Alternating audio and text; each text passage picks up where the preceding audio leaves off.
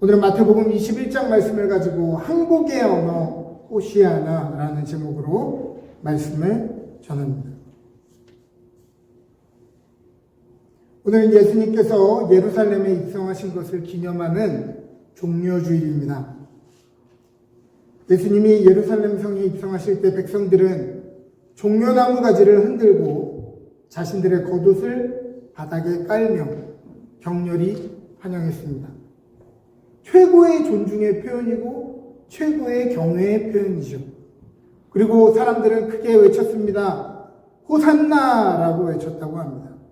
호산나는 히브리어 호시아나의 아람어식 발음입니다. 호시아라고 하는 말은 우리가 비슷하게 아는 말 있죠. 여호수아, 예슈아처럼 구원하다라는 뜻입니다. 호시아. 그런데 이 단어는 히필 명령형 문장으로 단순히 구원하소서라는 말이 아니라 적극적으로 우리를 구원해달라라고 하는 외침입니다. 호시아 나의 나는 지금이라는 뜻도 있고 제발이라는 뜻도 있고 간절히라는 뜻도 있습니다. 그렇기 때문에 호시아나는 제발 지금 내 삶에 개입하셔서 나를 구원하여 주소서라는 뜻이 되겠습니다. 이것은 잠잠한 신앙의 고백이 아니고 마치 물에 빠진 사람이 살려달라고 말하는 것처럼 긴박하게 외치는 외침입니다. 이는 시편 118편 25절에 여호와여 구하옵나니 이제 구원하소서. 여호와여 우리가 구하옵나니 이제 형통하게 하소서에 나오는 바로 호시아나인 것입니다. 백성들은 예수님께 기대를 했을 것입니다.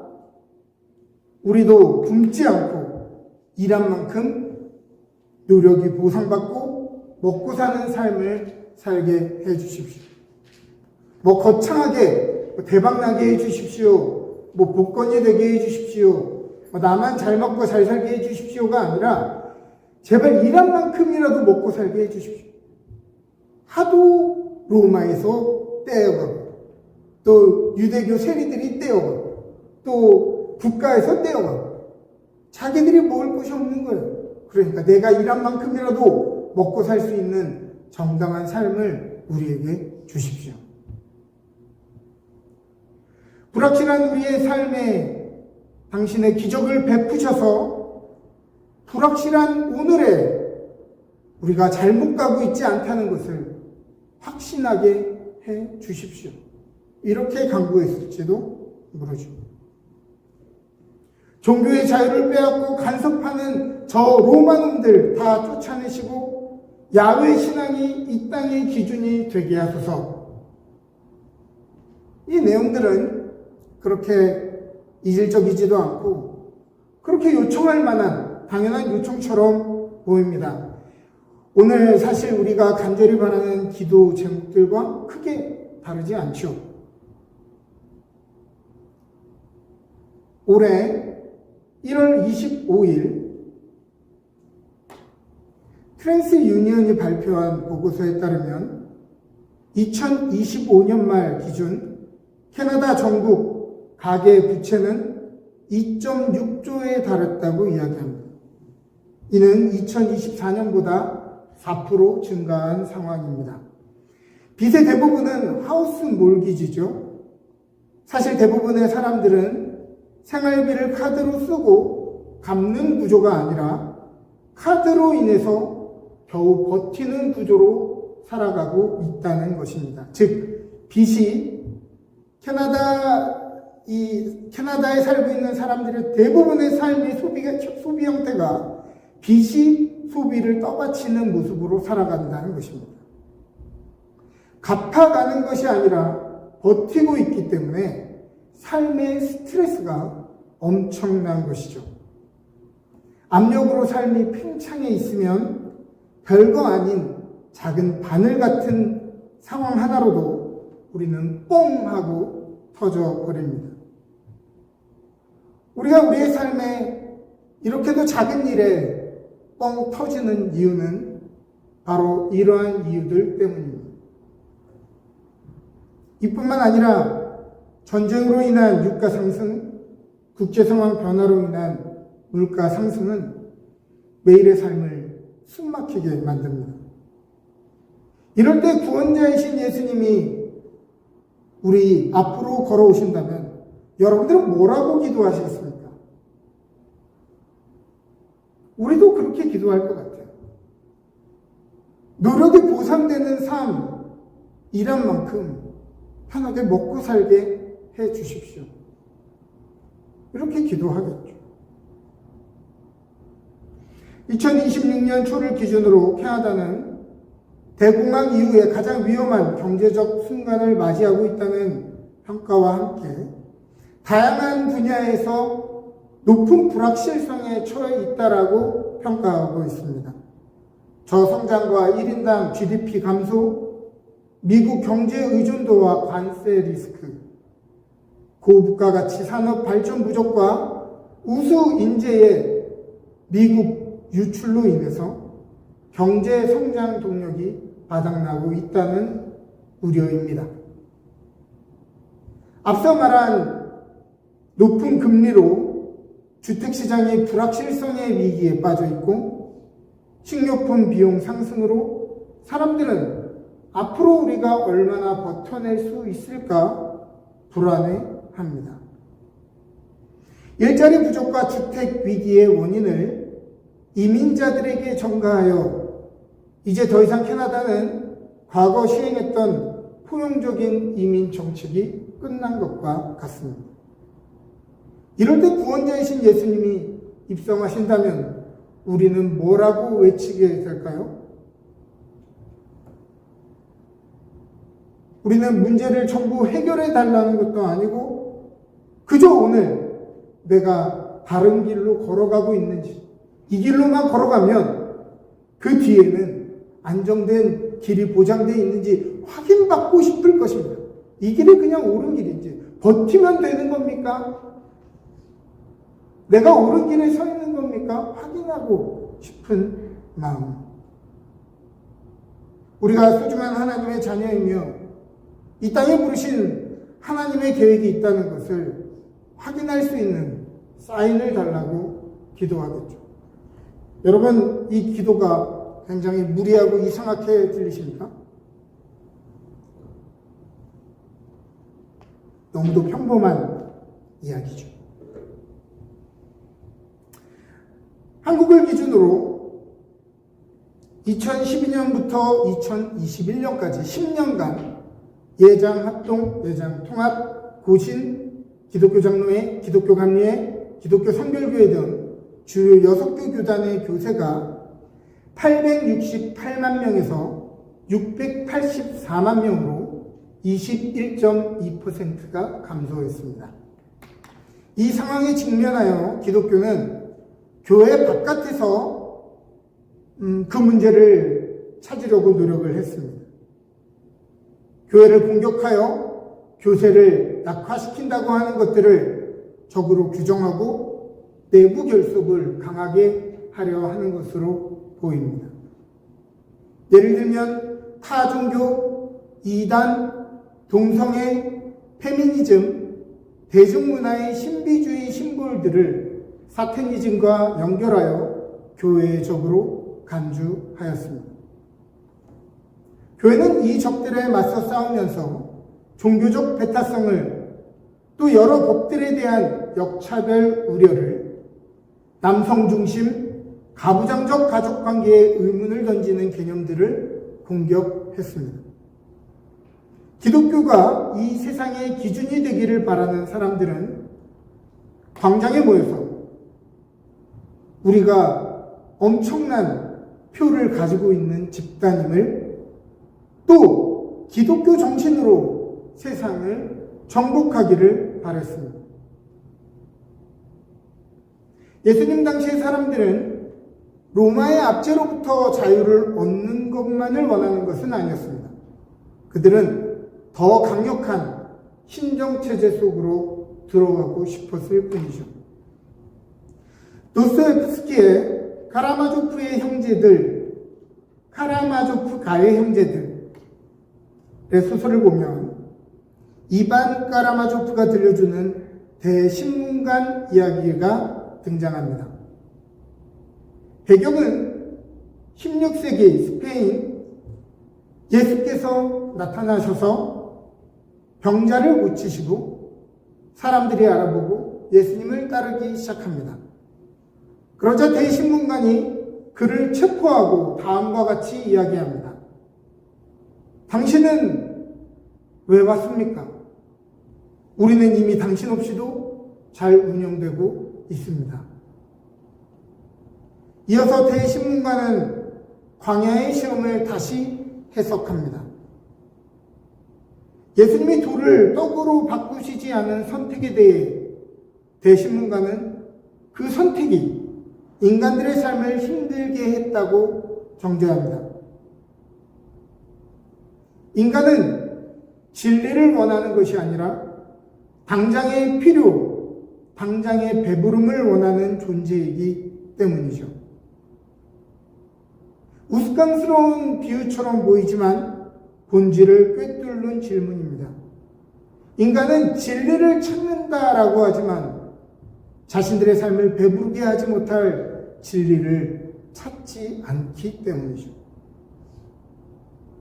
성전에서 뛰어내리지 않은 선택에 대해서도 대신문관은 그것은 잘못된 선택이었다고 예수님을 정죄합니다.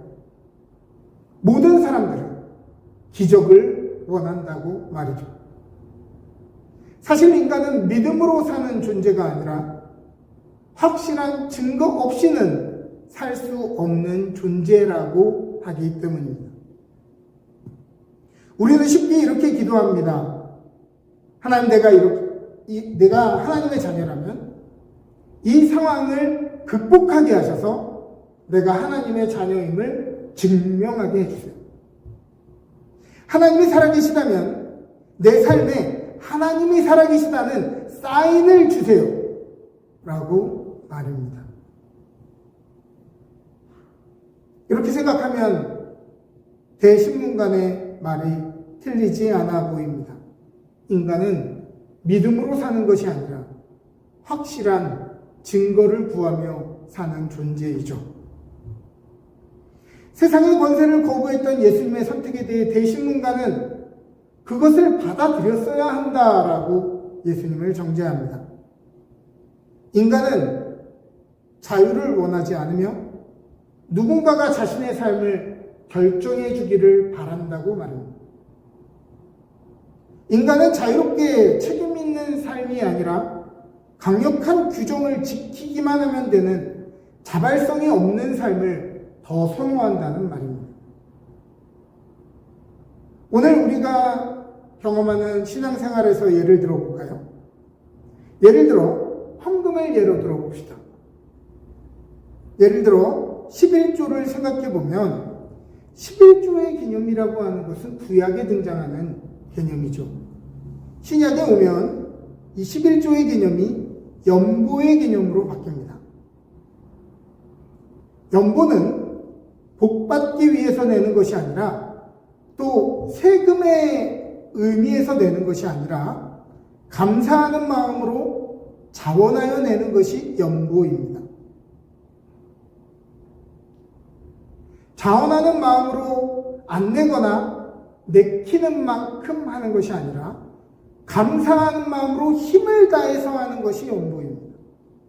그렇기 때문에 신약에 와서는 11조가 의미가 없고 이 신약의 초대교회의 연보는 10의 2조, 10의 3조, 4조 때로는 자신의 모든 소유를 공동체와 공유하는 모습으로 나타났습니다. 그러나 오늘날 이런 개념은 너무나 부담스럽죠. 대신문관이 예수님을 정죄하는 내용은 이것입니다. 인간들은 이러한 종류의 책임 있는 자유를 원하지 않는다.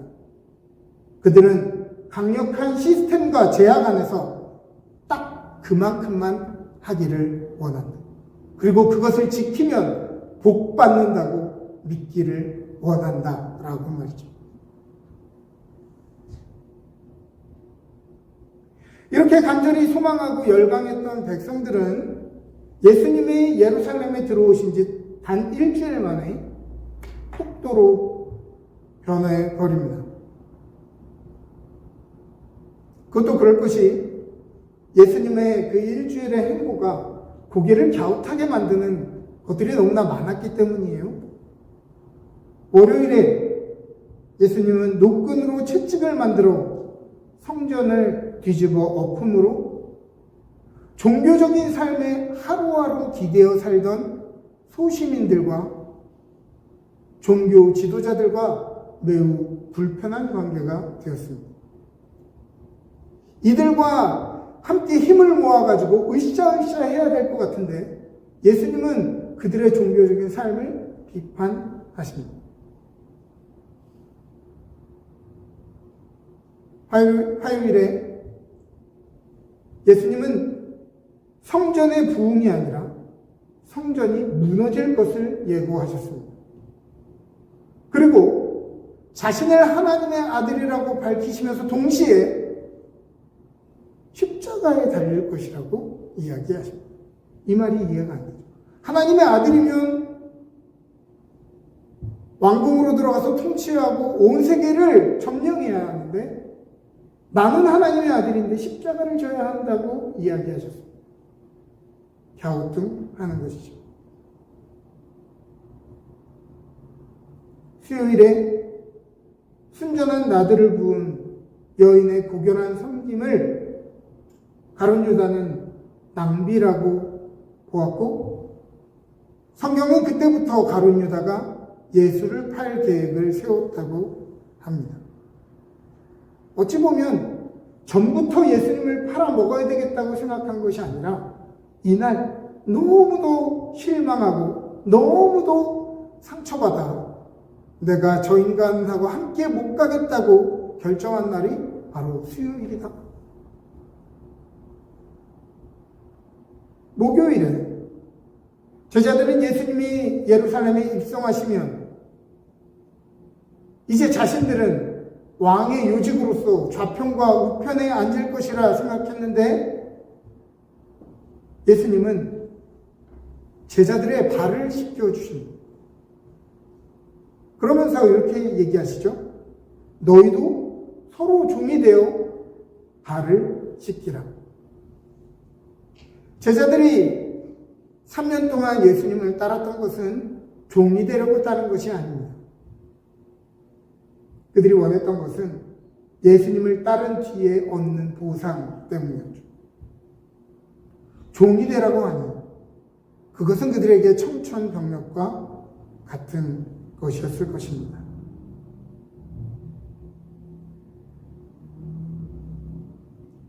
저녁에 성찬을 통해 곧 찢기실 자신의 몸과 피를 기념하라고 말씀하십니다. 그들은 예수를 믿으면, 예수를 따르면 위대해지고 유명해지고 성공하고 모든 것이 복받을 줄 알았지. 종이 되고 죽음을 기념하는 사람들이 되기를 바라지는 않았습니다. 모임의 핵심 멤버, 재정부장이었던 가룟 유다는 셈에 빨라서 예수님을 빠르게 손절했습니다. 종 한 명의 가격 은 30냥에 팔아버리죠.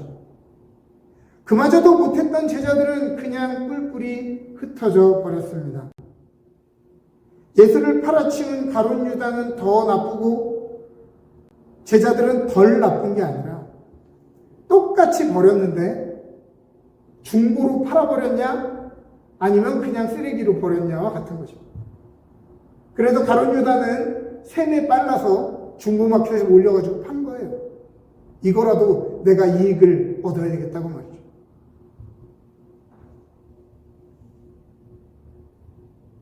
앞서서 이야기했던 현대 교인들의 감소는 생각해보면 진리에 대한 공격에 무너진 것이 아니라 성공과 번역을 담보로 사람들을 불러 모으고 신앙을 도전했던 교회에 대한 실망은 아닐까요? 잘 믿으면 성공하고, 잘 믿으면 병이 낫고, 잘 믿으면 삶의 문제가 해결된다고 배웠는데 대부분 사람들의 삶은 그렇게 간단하지 않단 말입니다. 잘 믿지만 여전히 실패를 반복하고 병과 고난의 문제에서 별다른 답을 찾지 못하며 더 복잡해진 세상은 우리로 하여금 한순간도 문제가 없는 삶을 허락하지 않기 때문이죠. 정말 문제는 이러한 상황에 처해 있는 대부분의 사람들을 위한 신앙의 언어가 없다는 것입니다. 그들은 아직 신앙의 성공을 누리지 못한 실패자이고 믿음이 적은 것이고 하나님의 사랑이 그들의 삶에 멀리 떨어져 있는 것 정도로밖에 정의가 되지 않는 것입니다. 왜냐하면 그 중간에 있는 사람들, 그러한 삶의 문제로 허덕이는 사람들을 위한 신앙의 언어들이 정립되어 있지 않기 때문에 이런 문제를 만났을 때 사람들은 지치고 난망하고 실망하다가 결국 교회를, 신앙을 떠나게 되는 것입니다. 사람들이 교회를 떠났다고요? 폭도가 되지 않은 것이 다행입니다. 사실 인간은 무언가를 끊임없이 원하지만 실상은 정말 자기에게 지금 필요한 것이 무엇인지 알 수 있는 힘이 없습니다. 톨스토이의 사람은 무엇으로 사는가라고 하는 책의 내용 중 천사 미하엘이 이제 구두방에서 일하는 내용이 나옵니다. 한 부자가 와서 1년은 거뜬히 신을 수 있는 튼튼한 장화를 만들어 달라고 하죠. 그러자 천사 미하엘은 그 남자의 나가는 모습을 물끄러미 보다가 그 남자가 부탁한 장화가 아니라 슬리퍼를 만들기 시작합니다. 집으로 돌아가던 중 부자는 마차에서 사망하였고 주문한 장화 대신 장례 때 신길 슬리퍼로 주문이 다시 바뀌게 되죠. 오늘 우리는 내가 저것을 가지지 못해서 행복하지 못하고 저것을 이루지 못해서 불행하고 저것을 손에 얻지 못해서 저것만 가지면 내 문제가 해결될 것이라 우리는 생각하지만 정말 우리는 오늘 우리에게 정말 필요한 것이 무엇인지 알지 못한다.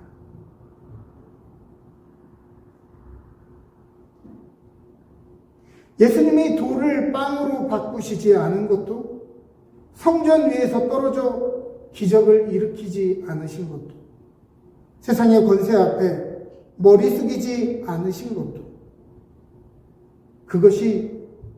그것만 얻으면 우리의 삶이 만족할 수 있는 인생의 답이 아니기 때문입니다. 엄밀히 말해 시편 118편에서 다윗이 말했던 우리를 구원하소서라고 하는 호시아나라고 하는 문장 안에는 내 계획은 실패했고 나는 무능하고 나는 도저히 어떻게 해야 할지 알지 못하겠습니다 라고 하는 말이 포함되어 있습니다. 내가 원하는 모양대로 내가 바라는 제목대로 이루어주소서 그대로 나를 구원하여 주소서라는 내용이 이 호시아나가 아니고 주님 나는 내 계획대로도 해봤고 내 능력을 의지도 해봤고 내 판단대로 해보기도 했지만은 도무지 어떻게 해야 될지를 모르겠습니다. 주여 호시아나 주여 이 불쌍한 영혼을 구원하여 주옵소서. 호산나는 그러한 의미의 외침인 것입니다. 오늘 우리는 호시아나를 외쳐야 합니다. 내가 원하는 때에 원하는 방법으로 이루달라고 하는 호산나가 아니라 내 기대는 반드시 실망할 것이다. 나는 살면서 반드시 사람에게 실망할 것이지만 주여, 주님의 방식대로 주님의 때에 그 뜻을 이루어 주소서라고 하는 외침이 바로 호시아나, 한국의 언어로서의 호시아나인 것입니다. 이 호시아나는 열정과 열광의 종려나무가 아니라 침묵과 고통의 십자가를 통해서만 완성됩니다. 주님은 오늘 우리에게 물어보십니다. 너희는 너희의 십자가를 질 수 있느냐? 군중이 바랬던 호산나는 지금 당장이었지만 십자가는 하나님의 때가 올 때까지, 고난과 무덤의 시간까지도 하나님의 때를 기다리라 라고 말씀하죠. 군중의 호산나는 하나님 내 계획을 이루어주세요 였지만 십자가는 하나님 나의 원대로 마옵시고 아버지의 뜻대로 하옵소서 라고 말합니다. 군중의 호산나는 나를 이 문제들로부터 자유하게 편하게 해주세요 였지만 십자가는 오늘 이 문제들을 통하여 나를 새롭게 하여 주소서라고 고백하게 합니다. 군중의 호산나는 내가 하나님의 백성임을, 하나님의 자녀임을 증명해 주세요라고 말했지만 십자가는 더하고 뺄 것 없이 내가 이미 하나님의 소중한 자녀라고 증명하는 사랑의 증거인 것입니다. 군중들의 호산나가 거래의 언어였다면 십자가는 왕이신 하나님 앞에 복종하겠다는 항복의 외침입니다. 사랑하는 여러분, 욕망과 기대의 언어인 호시아나를 내려놓고 십자가 앞에서 나의 무기력함과 절박함의 호시아나를 외치기를 원합니다. 내 삶에 진정한 만족을 주고 정말 필요한 것이 무엇인지도 알지 못하며 끊임없이 사람들과 비교하며 끊임없이 욕망하고 반복해서 좌절하는 가련한 우리 존재에 대한 고백이고 보잘것없는 우리의 자기 의에 대한 처절한 부끄러움이며 하나님의 사랑이 얼마나 크고 놀라운지 도무지 알 수 없음을 깨닫는 탄식의 언어입니다. 하나님은 오늘 십자가를 짊어진 사람들의 이 간절한 호시아나의 외침에 응답하기를 원하십니다. 인간은 무엇으로 산다고요? 인간은 자기가 욕망하는 것이 이루어지는 것으로 사는 것이 아니라 우리를 사랑하셔서 자기 아들을 아낌없이 내어주신 하나님의 은혜로 말미암아 살아가는 것입니다. 오늘 우리를 배부르게 하지 못할 터질 웅덩이들이 아니라 그 은혜를, 그 지혜를 의지하여 살기를 바라고 내 삶을 계속해서 증명하고 증명받는 존재가 아니라 이미 십자가 앞에서 증명된 존재로 가치 있게 살아가는 저와 여러분 되시기를 주님의 이름으로 축복합니다. 아멘.